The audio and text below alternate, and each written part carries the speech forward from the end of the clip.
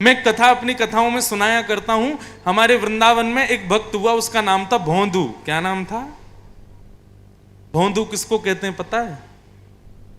जो बेचारा बहुत सीधा हो, सरल हो, सच्चा हो, उसी को भोंदू कहते हैं। तो भोंदू जो था वो एक आश्रम में गौशाला संभालता था, गायों की सेवा करता था। और गायों की सेवा से निवृत्त होकर जिस आश्रम में वो रहता था, उनके गुरुजी शाम को प्रवचन करते थे। भोंदू सबसे पीछे बैठ करके और गुरुजी का प्रवचन सुनता था। एक दिन गुरुजी बता रहे थे कि ठाकुर जी तो गैया चराने के लिए भांडीर वन जाते हैं। अब भोंदू भी गौशाला की गायों को लेके भांडीर वन ही जाता था। तो भोंदू के कान खड़े हो गए, बोले ये गुरुजी क्या कह रहे हैं? ठाकुर जी गैयाओं को चराने भांडीर वन, यमुना जी के वृंदावन के यमुना जी के उस पार है भांडीर वन। उसके मन में भाव आया कि गुरुजी कह रहे हैं कि भांडीर वन में ठाकुर जी गैया चराते हैं, उसी भांडीर वन में मैं भी जाता हूं, मुझे तो कभी दिखे नहीं। अरे भोंदू तू ही पागल है, ठाकुर जी तो आज भी आते होंगे, तेरी दृष्टि नहीं है, तू देख ही नहीं पाया। कोई बात नहीं, गुरुजी बता रहे हैं तो सच में ठाकुर जी आते ही होंगे, कल देखूंगा, ठाकुर जी को ढूंढूंगा कहां आते हैं। अब वो बेचारा इतना सीधा, उसके मन में एक बार भी ये भाव नहीं आया कि गुरुजी कथा 5000 वर्ष पुरानी सुना रहे हैं। उसको लगा आज भी ठाकुर जी आते ही होंगे। और भोंदू आज फिर पहुंच गया गैयाओं को लेके, और मन में विचार करने लगा ठाकुर जी यहीं कहीं चरा रहे होंगे, ठाकुर जी की गैया यहीं घूम रही होगी। नीचे ब्रजरज में गौर से देखने लगा, कहीं ठाकुर जी के चरण चिन्ह दिख जाएं तो मैं लाल जी से आज मिल लूंगा। बंधु, इतनी सरलता, इतनी सहजता, इतना सीधा वो भोंदू कि उसका भाव ठाकुर जी को भा गया। और वो भोंदू एक वृक्ष के नीचे बैठा था, मन में विचार कर रहा था, बार बार देख रहा था कि ठाकुर जी यहीं कहीं वन में घूम रहे होंगे। इतने में ही असंख्य गायों का झुंड सामने से आता हुआ दिखाई दिया, और उस झुंड के मध्य में सांवरे सलोने त्रिभंग लली पीतांबरी पहने हुए श्री राधा रमण लाल उसकी ओर आ रहे हैं। ये सत्य घटना है, ज्यादा नहीं 100 वर्ष पुरानी होगी हमारे वृंदावन की। उसके नेत्रों में आंसू आ गए, कितने प्यारे हैं ठाकुर जी।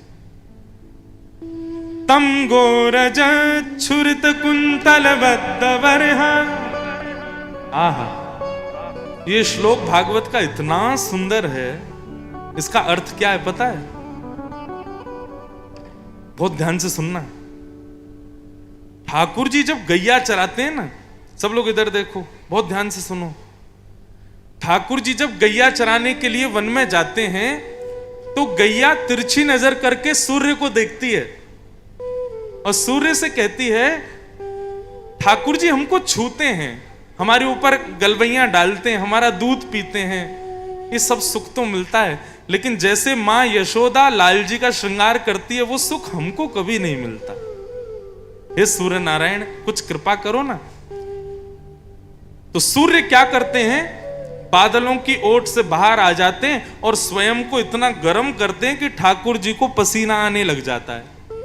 और जैसे ही ठाकुर जी के मुखमंडल पर प्रश्वेत के बिंदु आते हैं, पसीने के बिंदु छोटे छोटे आ जाते हैं, तो चारों तरफ चल रही गाय वो जोर जोर से ब्रजरज में कूदने लग जाती है और ब्रजरज एक बवंडर सा बनकर के खड़ा हो जाता है। बीच में ठाकुर जी हैं, चारों तरफ ब्रजरज है, और जैसे ही वो ब्रजरज शांत होती है तो गायों के खुरों से उड़ने वाली धूल ठाकुर जी के उन प्रश्वेत के बिंदुओं से जाके लग करके ठाकुर जी का श्रृंगार कर देती है। आपने अभी हमारे लाल जी का भी होता है, तो अभी श्रृंगार अगर आपने देखा हो तो ठाकुर जी का एक श्रृंगार होता है, एक बिंदी बिंदी बिंदी बिंदी बिंदी ऐसे घूम के फिर यहां आके ऐसे गोल लगती है। इसको बोलते हैं पत्रावली का श्रृंगार। क्या कहते हैं? ये ठाकुर जी को बहुत प्रिय है। आप सब भी अपने घर में रोज चंदन घिसो और चंदन घिस करके छोटी सी कोई एक ऐसी सीख हो जिससे ठाकुर जी को लगे ना, और उससे ऐसे बिंदी बिंदी बिंदी लगा करके ऐसे ठाकुर जी का ये पत्रावली का श्रृंगार, ये पत्रावली का श्रृंगार गायों ने किया ठाकुर जी का। आज जैसे ही गोपाल जी लौट करके नंद भवन आए और मैया ने देखा ऐसी छोटी छोटी ब्रजरज की बिंदी लगी हैं और लाल जी इतने प्यारे लग रहे हैं, इतने प्यारे लग रहे हैं कि रोज तो यशोदा मैया जब ठाकुर जी गैया चरा के आते हैं तो मुंह धुलाती है ठाकुर जी का और अपनी साड़ी से पोंछती है, लेकिन आज मैया ने ठाकुर जी का मुंह ही नहीं पोंछा। बोले इतना प्यारो लग रहा है मेरो लाला। और अगले दिन से मैया चंदन घिस करके ठाकुर जी का श्रृंगार करती है।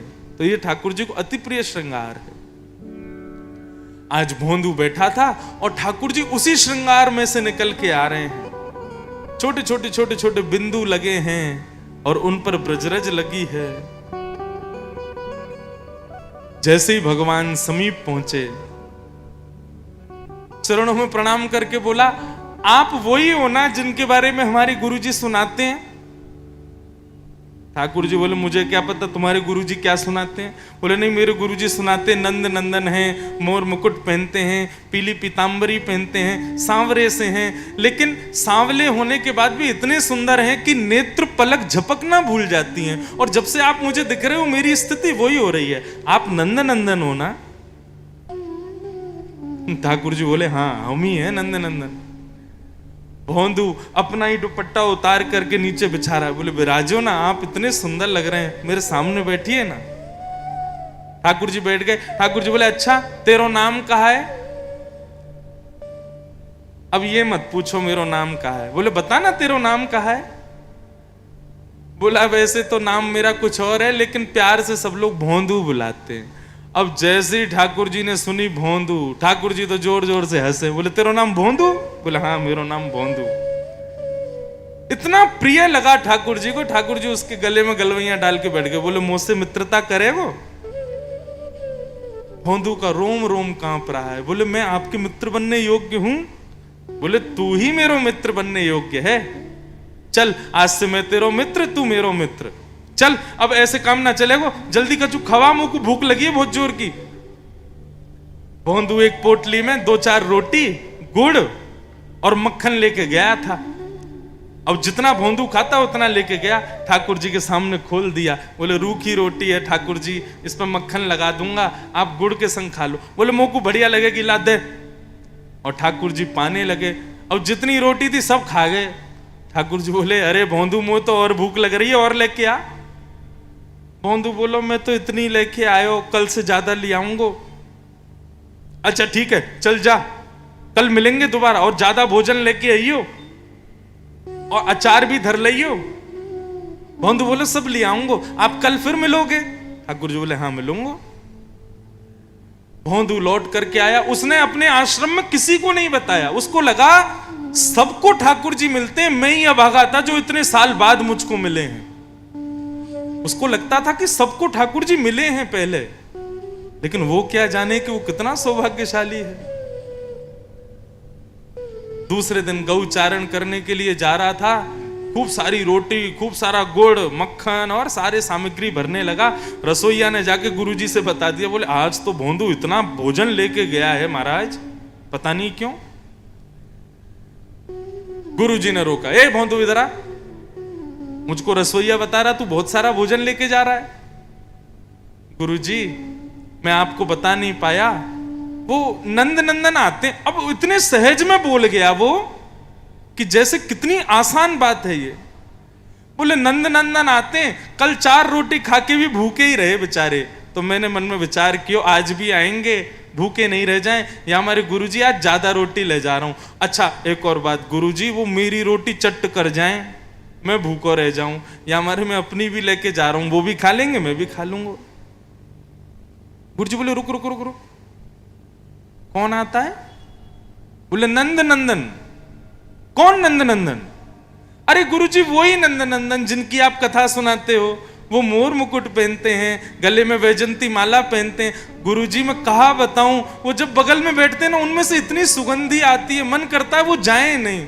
वो जब मुस्कुराते हैं ना तो मन ऐसो करे कि बस अभी हम बेहोश है वे वारे हैं। गुरुजी वो जब कटाक्ष नेत्रों से देखते हैं तो ऐसा लगता है बस ये सबसे सुंदर दृश्य है।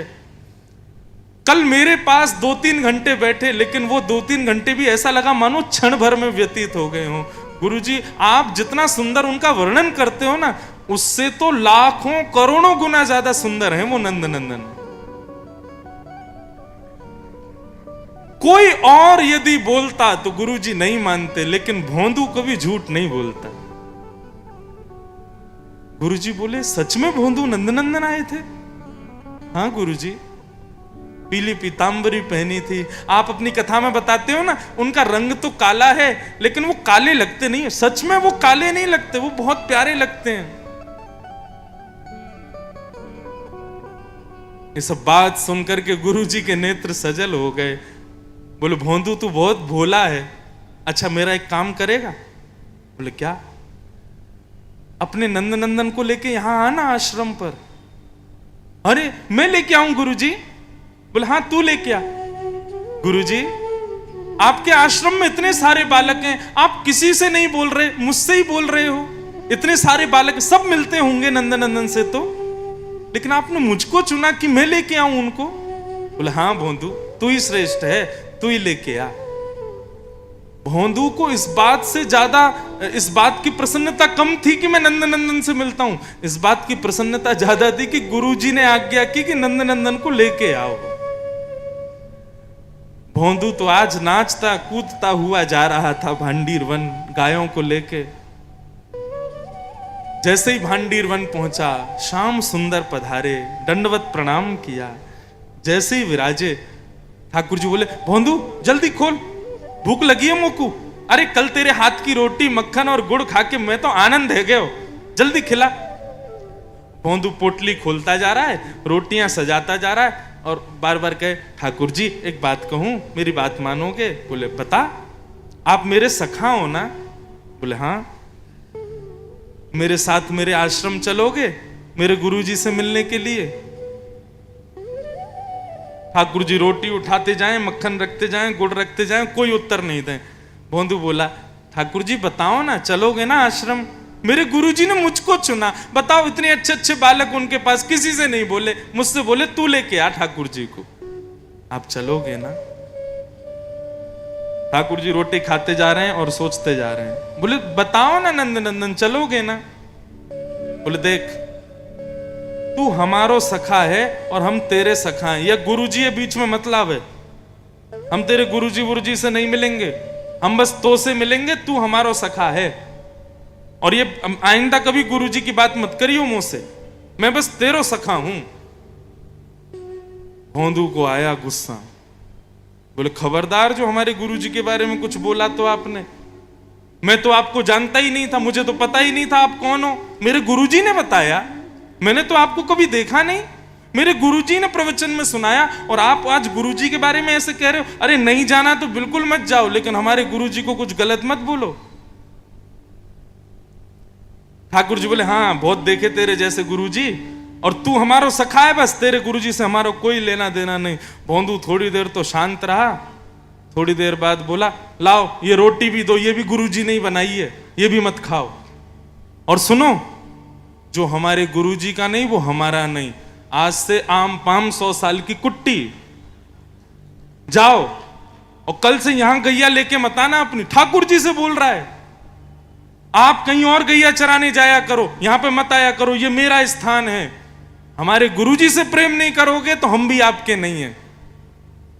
ठाकुर जी बोले रोटी तो पूरी खान दे। बोले नहीं मिलेगी, ये भी गुरुजी की है। और सारी पोटली वोटली बांधी और अपनी गायों को इकट्ठा किया और बोले आज के बाद नहीं मिलूंगा आपसे, मैं जा रहा हूं, और यदि मुझसे मिलना है तो चलो मेरे गुरुजी के पास। नहीं जाना, मेरा भोंदू मुझसे दूर क्यों जा रहा है? और जैसे ही भोंदू अदृश्य होने लगा, रोक नहीं पाए श्री राधा रमन लाल स्वयं को, दौड़े और दौड़ करके चढ़ गए भोंदू के कंधे पर और बोले चल लेके चल अपने गुरुजी के पास, नहीं तोड़नी है हमें तुझसे मित्रता।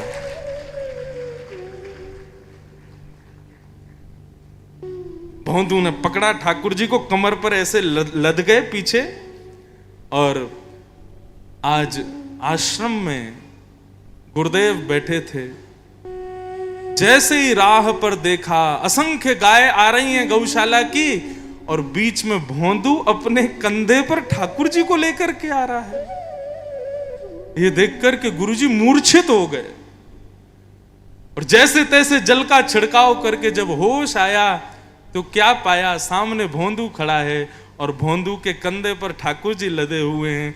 ये दृश्य देख करके गुरुदेव ने भोंदू के चरण पकड़ लिए, बोले हमने इतना ज्ञान इकट्ठा किया, इतने विद्वान बन गए, इतने बड़े आश्रम के महंत बन गए, आज तक कभी ठाकुर जी का दर्शन नहीं कर पाए। धन्य है भोंदू, सामान्य गायों की सेवा करता है, तेरे सहज भाव पर ठाकुर जी इतने रीझ गए कि तुझे सखा बना लिया।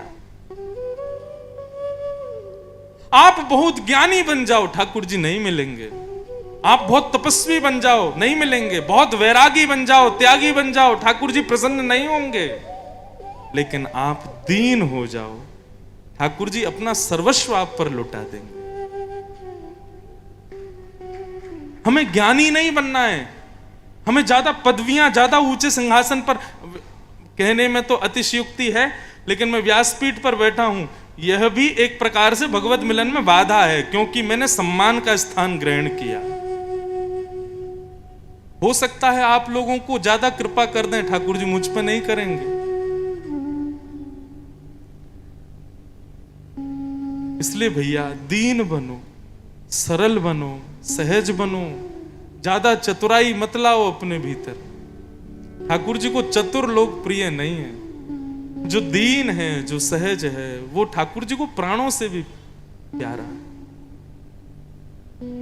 और मैंने आज कथा के प्रारंभ में ही कहा, इसको बड़ाई के रूप में मत लेना, कहीं अहंकार ना आ जाए आप में। आप लोग दीन हो, आप लोग सच में बहुत सरल हो। इस सरलता को और श्रेष्ठ करो। कोई आपसे आके छल कर जाए, कपट कर जाए, कोई आपसे आकर के और जो चतुराई दिखा जाए, दिखाने दो, वो भोगेगा। लेकिन आप चतुर मत बनो, आप सहज ही रहना। ठाकुर जी को वो सरलता, सहजता प्रिय है। हमारे ब्रज से ठाकुर जी का प्रेम केवल इसी गुण की वजह से, क्योंकि ब्रजवासी बड़े सरल हैं, ब्रजवासी बहुत सीधे हैं।